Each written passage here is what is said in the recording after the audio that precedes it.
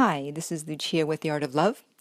This week I want to discuss what happens when you break no contact. And of course, the definition of no contact is when someone has broken up with you, you don't contact them again. You let them contact you. So that's no contact. And often when people are doing that, they feel anxious, fearful, and they often think of breaking no contact and contacting their ex.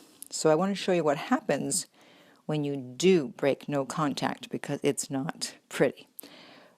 So if you've seen my YouTube video or even heard the podcast, How to Easily Get Your Ex Back, you'll see on YouTube there are hundreds of comments underneath there, and many of them say that they did contact their ex, they did break no contact, and not in one instance did anyone say, I contacted my ex and now we're back together.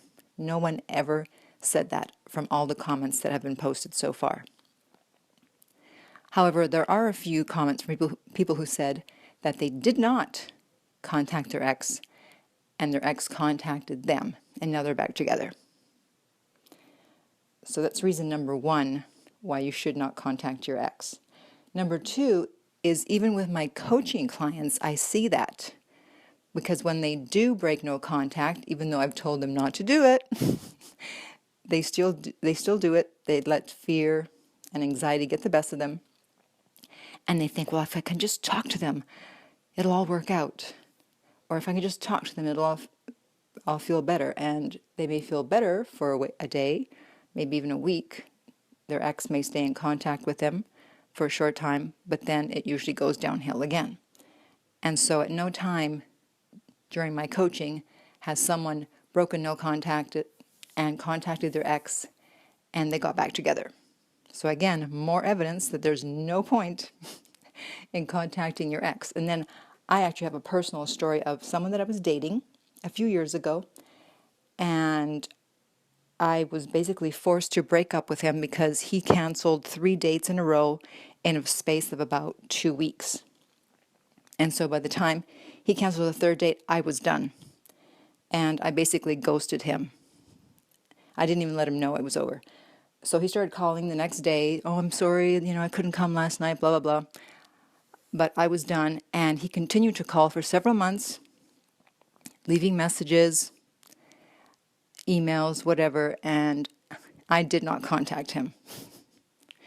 So he broke no contact, and it didn't make me contact him, even though he was begging and pleading for me to get in touch with him. If anything, it did the opposite.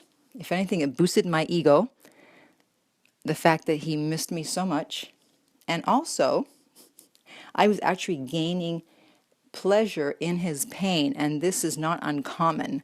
This happens a lot because since I was basically forced to break up with him, because if I had stayed with him, I would have basically said I was a doormat. It's okay, go ahead, cancel as many dates as you want and I'll still be here for you. And I wasn't going to let that happen. So I had no choice but to break up with him, even though I didn't want to. So I had been in pain, and now I was happy that he was in pain because I felt he deserved it. And so that happens a lot. So by contacting your ex, not only are you boosting their ego, but depending on the message that you leave, they're actually going to be happy that you're in pain, as crazy as it sounds. It's just a natural reaction. And he, after a while, he stopped. After a few months, he finally stopped contacting me. And then about 15 months later, he even showed up at the gym where I work out, and he positioned himself on a cardio machine near the ladies' dressing room, thinking, well, when she walks out, she'll see me, and then I'll be right here, and then we'll talk. Nope. I was done. I still didn't want to talk to him. So he was sitting there smiling, thinking that I was going to talk to him when I walked by, and I just kept on walking. I did not care. However, a short time after that, I was doing a radio show at that time, and I interviewed a woman who talked about ending things in a karmically correct way. And ghosting is not karmically correct. And so I thought, oh no, I'm going to have to do something, because I try to do the right thing as much as possible. So I thought, okay, I'm going to have to at least apologize for the way I ended things, just so I can end this correctly. So I sent him an email doing just that. Didn't want to hear back from him, didn't care if I heard back from him, but of course, 10 minutes later, he called. So we chatted, blah, blah, blah. And then a few weeks later, we got together. And at that time, he said to me that he realized, after I broke up with him, that I could have been the one. So notice how he came to that conclusion, not because I stayed in the relationship and let him treat me like a doormat and nagged him and got upset because he canceled dates. He came to that conclusion because I did no contact. See, so no contact can work both ways to make the person realize that they've done something wrong, even if you were the one that ended the relationship. If you do no contact, then they're forced to think things through. And notice that he didn't do no contact, and it didn't do him any good. All his calling didn't get him anywhere. It just let me know that I could take as long as I wanted to get back to him, and he'd be there waiting.